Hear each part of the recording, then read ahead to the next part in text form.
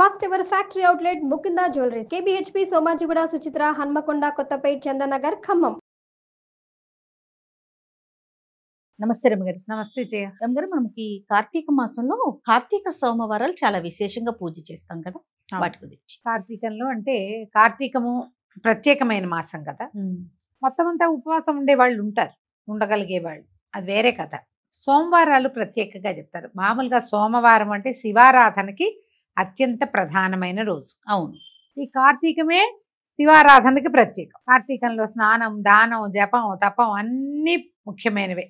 వీటితో పాటు పురాణ శ్రవణం కూడా. ఈ సోమవారాల్లో పగలు ఉపవాసం ఉండి సాయంకాలం చుక్కలు చూశాక దీపారాధన చేసుకుని, వంట చేసుకుని, శివారాధన చేసుకుని అప్పుడు భోజనం చేస్తే మంచిది. ఓకే. మామూలుగా శివారాధన ఉదయకాల అభిషేకంతో పాటు ప్రదోషకాల ఆరాధన చాలా విశేషమైంది. ప్రదోషకాలంలో పరమేశ్వరుడట తాండవం చేస్తాడు ప్రతి ప్రదోషంలోనూ.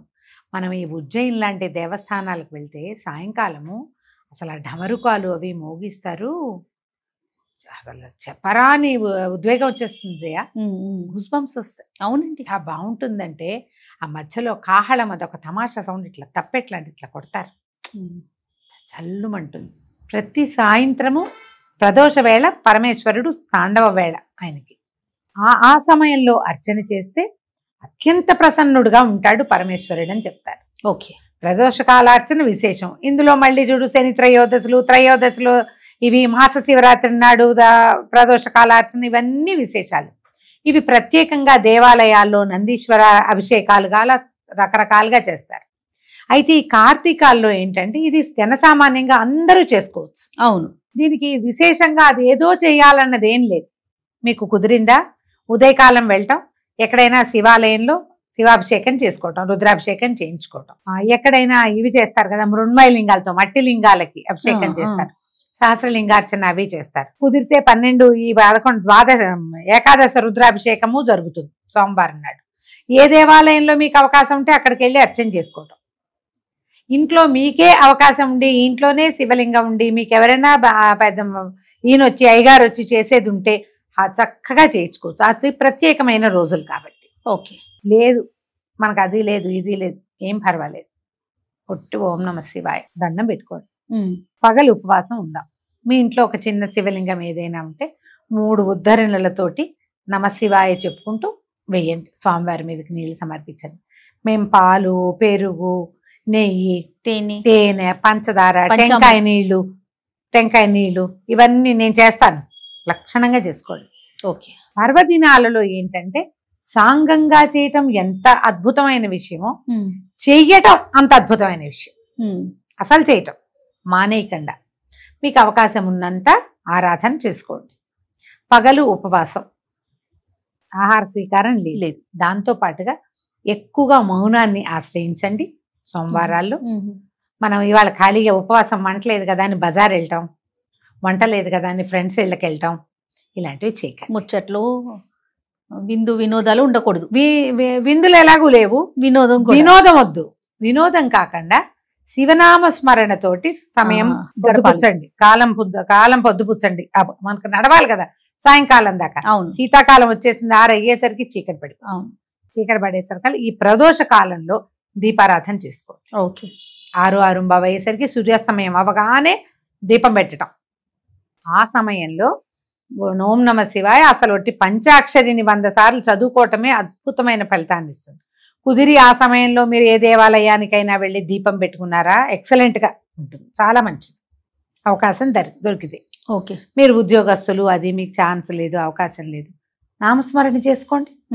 అమోఘంగా ఉంటుంది నామస్మరణ చేయటం.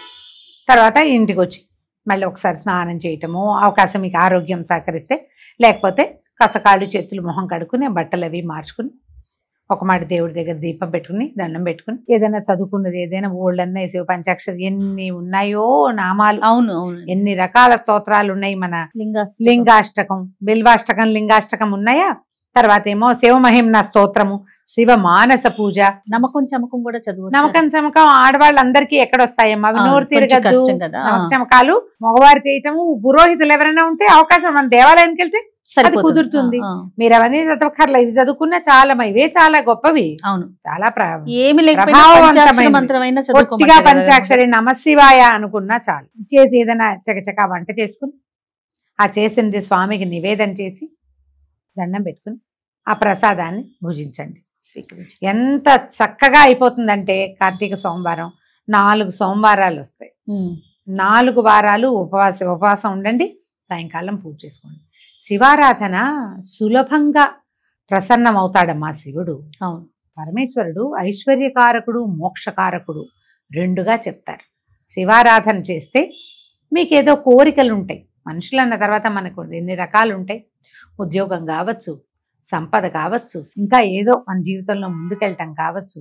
మీరు త్రికరణ శుద్ధిగా శివయ్యనే మనసులో నిలుపుకుని ధ్యానం చేసుకుని పూజా విధానం సజావుగా ఎంత చాతొస్తే అంత ఒక నియమం ప్రకారం కొనసాగించి అత్యద్భుతమైన ఫలితాన్ని పొందవచ్చు. లేదు మనకేం కోరికలు, మానసికమైన ప్రశాంతత వస్తుంది. అవును, శివారాధన వల్ల చాలా ప్రశాంతత వస్తుంది. మీకు ఏది కావాలంటే దానికోసం హాయిగా చేసుకోండి. 4 సోమవారాలు వచ్చినాయి, 4 సోమవారాలు చక్కగా సుసంపన్నం చేసుకోవచ్చు మీ అవకాశాన్ని బట్టి. ఇందులో ఏమిటంటే మేము ఉపవాసం ఉండొచ్చా అని బోళ్ళంత మంది అడుగుతారు. అవునండి, బాలింతలు పిల్లలకి పాలిచ్చే వాళ్ళు ఉపవాసం జోలికి వెళ్ళొద్దు. ఓకే, గర్భవతులు వద్దు, చిన్న పిల్లలకి ఉపవాసాలు చెప్పరు, వృద్ధులకి ఉపవాసం అక్కర్లేదు, అనారోగ్యంతో ఉన్న వాళ్ళు ఏదైనా మందులు మాకులు వేసుకునే వాళ్ళు ఉపవాసం అంటే ఒక రకంగా చేసుకోవచ్చు. ఎట్లా స్వామివారికి నివేదన చేసేయండి, పొద్దునే మీరు చేసిన వంట అది భుజిస్తే ఉపవసించినట్టే. కాస్త కొంత నిశ్శబ్దం పాటిస్తూ కొంచెం శివనామస్మరణ చేసుకుంటే గర్భవతులు కూడా 7 నెలలు వచ్చేదాకా నామస్మరణ తర్వాత కూడా నామస్మరణ చేసుకోవచ్చు. అదేలేండి, కొంచెం దేవాలయ దర్శనాలకి వాటికి వద్దని చెప్తాం కానీ ఇది కూడా ఉపవాసమే. స్వామివారికి నివేదన చేసిన పాలు పళ్ళు భోజనము అన్నము వంట చేస్తాం. పొద్దున అదంతా చూపించి నివేదన తీసుకోండి, సాయంకాలం మళ్ళీ దీపారాధన చేసుకుని దండం పెట్టుకోండి. చక్కగా ఈ ఉపవాసం కుదురుతుంది. ఉపవసించటం అంటే అన్నం మానేయటం అనే అర్థం కాదు, భగవంతుని సమీపంలో ఉండటం. మనం ఈ ఉపవాసంతో అంటే భగవంతుని సమీప వసనంతో చక్కగా మనం సోమవారాలను సుసంపన్నం చేసుకోవచ్చు. మీ అవకాశాన్ని బట్టి చేసుకోండి. 4 కుదరలేదు, 1 వారం చేయండి కనీసం, మానేయకుండా చాలు. అలా నీరమ్మ గారు నమస్తే. నమస్తే చేయండి.